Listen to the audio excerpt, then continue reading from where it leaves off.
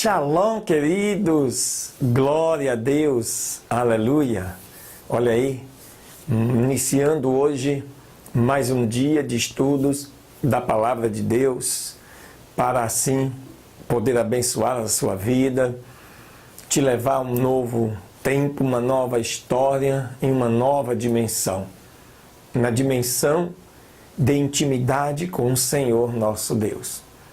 Por isso, nós todos os dias estamos aqui com você, estudando a palavra, lendo a Bíblia, explicando de maneira simples alguns termos que você possa não entender, porque isso aqui não é uma pregação, não é uma ministração, não é uma ilustração, mas sim é a essência da palavra de Deus. Esse é o propósito, é despertar em você o desejo, a vontade, a curiosidade, a necessidade de poder estar estudando a palavra de Deus e conhecendo ainda mais deste nosso Deus. Amém, queridos? Fica conosco, que hoje tem mais 3 novas leituras para te abençoar. Uma leitura do livro de Gálatas, dando continuidade. Estamos próximos de terminar o livro de Jeremias. Também estamos próximos de concluir o livro dos Salmos. Enfim, com certeza serão leituras que vão edificar a sua vida neste dia. Amém? Deus te abençoe.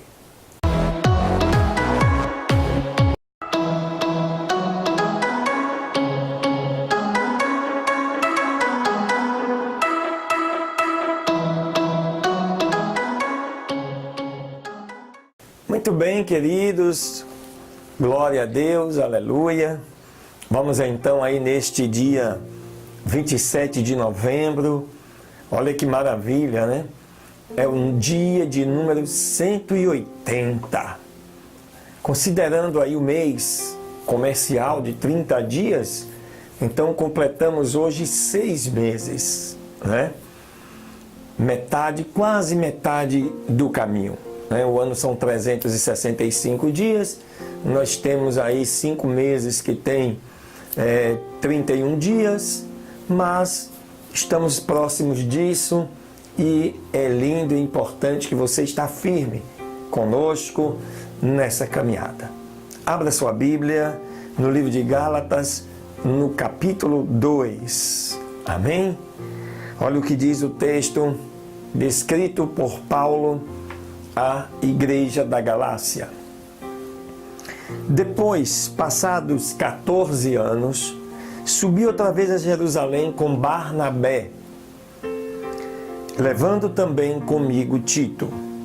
E subi por uma revelação e lhes comuniquei o evangelho que prego entre os gentios, e particularmente aos que estavam em estima, para que de maneira alguma não corresse ou não tivesse corrido em vão. Mas nem ainda Tito, que estava comigo sendo grego, foi constrangido a circuncidar-se. E isto por causa dos falsos irmãos que se entremeteram e secretamente entraram a espiar a nossa liberdade, que temos em Cristo Jesus, para nos porem em servidão, aos quais nem ainda por uma hora cedemos com sujeição. Aleluias! Para que a verdade do Evangelho assim permanecesse entre nós. E quanto àqueles que pareciam ser alguma coisa, quais tenham sido no outro tempo, não se me dá. Deus não aceita a aparência do homem. Esses, digo que pareciam ser alguma coisa, nada me comunicaram. Antes, pelo contrário, quando viram que o evangelho da incircuncisão me estava confiado, como a Pedro o da circuncisão. Então, para você entender um pouquinho esse momento, o que Paulo está querendo dizer aqui é que Deus o levantou para pregar aos gentios, aqueles que não são circuncidados. enquanto Pedro foi levantado para pregar para os judeus, aqueles circuncidados. Só para você entender o contexto. Aleluias. Verso 8. Porque aquele que operou eficazmente em Pedro para o apostolado da circuncisão, esse operou também em mim com eficácia para com os gentios. E quando a graça que me havia sido dada foi conhecida por Tiago, Cefas e João, que eram considerados como as colunas, sustentação da igreja naquele momento, deram-nos as destras em comunhão comigo e com Barnabé, para que nós fôssemos aos gentios e eles à circuncisão, recomendando-nos somente que nos lembrássemos dos pobres, o que também procurei fazer com diligência. E chegando Pedro a Antioquia, lhe resisti na cara, porque era repreensível. Porque antes que alguns tivessem chegado da parte de Tiago, ele comia com os gentios, mas depois que chegaram, se foi retirando e se apartou deles, temendo-os que eram da circuncisão. O que Paulo está dizendo aqui? Que Pedro, mesmo sendo levantado para pregar os da circuncisão, ele também sempre estava no meio daqueles que não eram circuncidados. E, no entanto, quando os judeus chegavam, ele se apartava, para não, talvez, sofrer uma reprimenda por parte dos judeus. E Paulo, nesse momento, nesse contexto, cobrou isso de Pedro. Verso 13. E também dissimulavam com ele os outros judeus, de maneira que até Barnabé se deixou levar pela sua dissimulação. Mas quando vi que não andavam bem e diretamente conforme a verdade do Evangelho, disse a Pedro na presença de todos: se tu, sendo judeu, vive como os gentios e não como judeu, por que obrigas os gentios a viverem como os judeus? Nós somos judeus por natureza e não pecadores dentre os gentios. Sabendo que o homem não é justificado pelas obras da lei, mas pela fé em Jesus Cristo. Temos também crido em Jesus Cristo, para sermos justificados pela fé em Cristo, e não pelas obras da lei, porquanto pelas obras da lei nenhuma carne será justificada.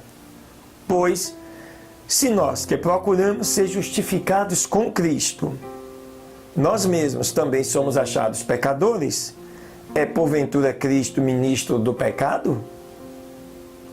De maneira nenhuma. Porque, se torno a edificar aquilo que destruí, constituo-me a mim mesmo transgressor. Porque eu, pela lei, estou morto para a lei, para viver para Deus. Já estou crucificado com Cristo e vivo, não mais eu, mas Cristo vive em mim. E a vida que agora vivo na carne, vivo-a na fé do Filho de Deus, o qual me amou e se entregou a si mesmo por mim.